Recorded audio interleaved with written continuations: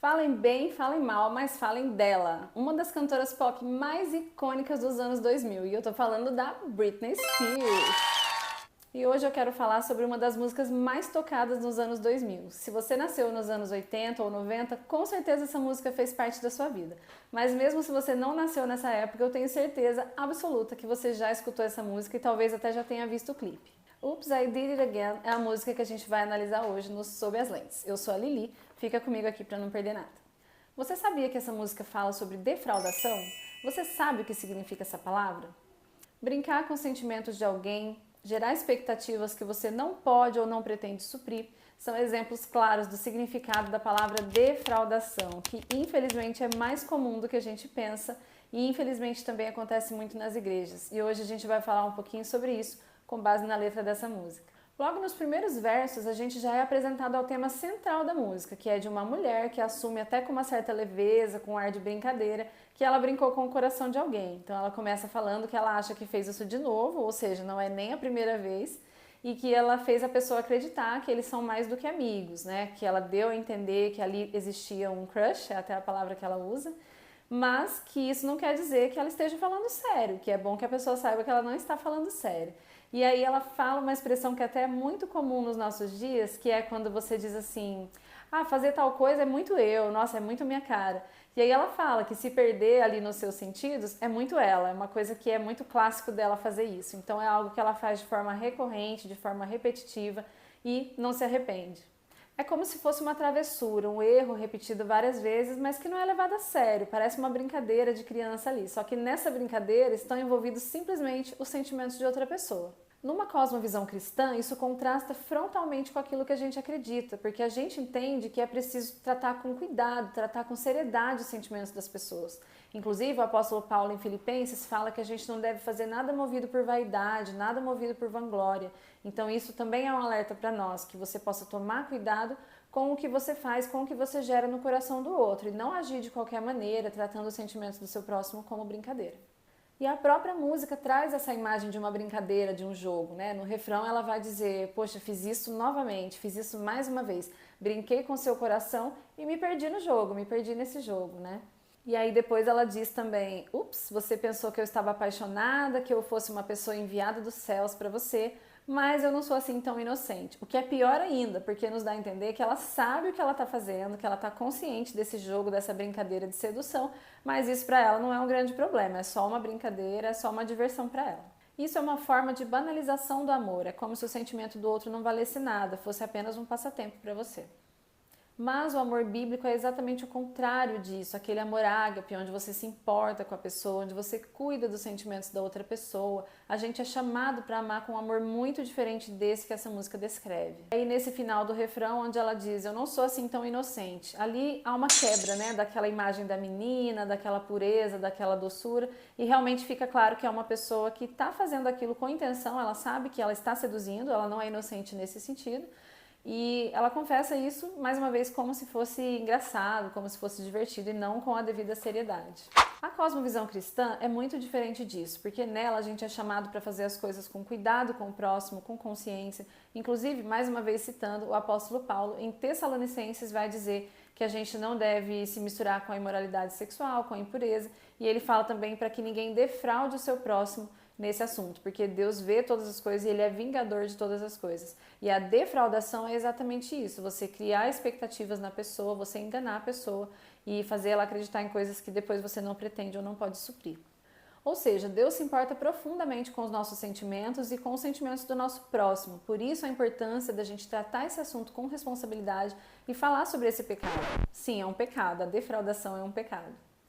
E aí esse refrão vai ser repetido várias vezes, até com uma postura debochada, né? Do tipo, ups, fiz mais uma vez, fiz isso de novo. Então é um erro que a pessoa percebe e não tem nenhuma intenção também de corrigir. E isso revela algo profundo sobre a nossa cultura, que é a forma como as pessoas enxergam os relacionamentos e o amor, muito diferente de um amor bíblico.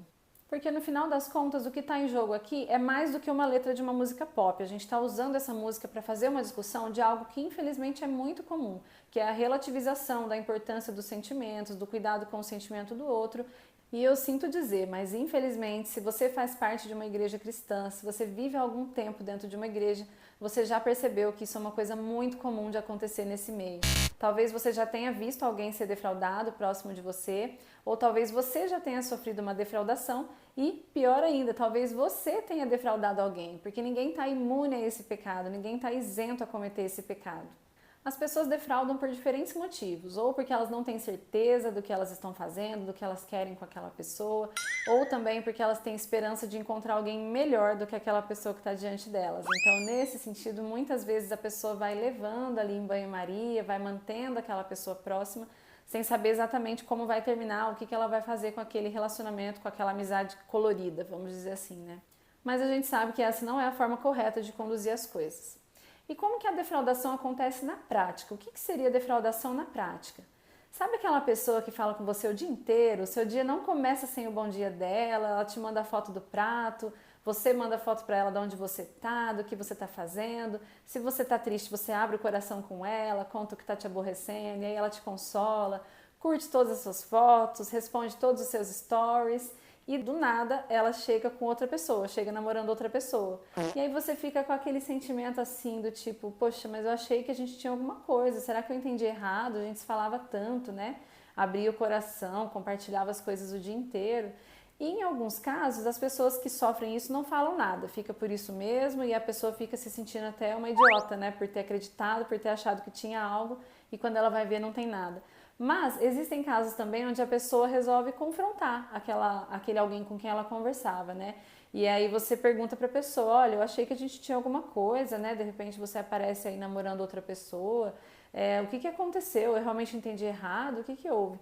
E aí a pessoa vira na maior cara lavada do mundo e fala pra você, não, é coisa da sua cabeça, a gente sempre foi só amigos, eu nunca te dei esperança nenhuma. E aí, meus amigos, nós estamos diante de uma cena de defraudação. Então eu sinto te informar, mas se você vive um relacionamento desse jeito, né, de amizade, onde compartilha tudo, compartilha os sentimentos, compartilha o coração, compartilha os sonhos, as expectativas, só tem duas opções. Ou realmente isso está caminhando para algo e é feito às claras, com aconselhamento, com intenção, ou isso pode muito bem acabar numa defraudação, onde ninguém sabe exatamente o que está fazendo e alguém vai sair machucado, ou talvez os dois saiam machucados. Eu sei que é difícil aceitar isso, mas a palavra de Deus nos convida para um caminho muito mais excelente, um caminho de um amor sem interesses, né, que não busca os seus próprios interesses, que se preocupa com o outro, que se importa com o que o outro sente e, mais importante, que fala sempre a verdade, como a Bíblia diz, falai cada um a verdade ao seu próximo. O amor verdadeiro não busca manipular, não busca explorar as emoções do outro, não busca seduzir. Muito pelo contrário, ele busca servir, cuidar, proteger, amar a outra pessoa assim como Deus nos ama e cuidar da outra pessoa assim como Deus cuida de nós. Eu sei que falando assim parece impossível, mas fica aí um desafio para a gente tentar ser mais parecido com Jesus. Então, da próxima vez que você escutar essa música, eu quero que você se lembre de que nem tudo que tem uma melodia divertida e cativante carrega uma mensagem digna de ser vivida por nós. A gente pode escutar, se você achar que te convém, se você tiver em paz para isso, mas que a gente não carregue essa mensagem para o nosso dia a dia e para os nossos relacionamentos, pois relacionamento não é algo banal, é sim algo para ser tratado com seriedade, com muita importância, com muita oração, com muito conselho, e assim a gente consegue viver um pouco mais próximo do que a palavra nos ensina. Bom, eu espero que vocês tenham gostado desse vídeo. Eu gostaria muito de saber se você já tinha pensado sobre isso, sobre essa letra. Comenta aqui pra mim as suas impressões, o que você achou dessa análise, se você já foi vítima de defraudação também, ou já defraudou, enfim, compartilha aqui com a gente o seu relato, a sua experiência. E não deixe de me contar também qual é o conteúdo que você gostaria que eu analisasse aqui no nosso canal sobre as lentes. Se você gostou desse vídeo, aprendeu alguma coisa nova, enfim, te fez refletir, deixa aqui pra mim a sua curtida. Se você não gostou, deixa o seu joinha de ponta cabeça e também se inscreve no canal, clica no sininho para receber todas as notificações e não perder nada. A gente se vê no próximo Sob as Lentes. Tchau, tchau!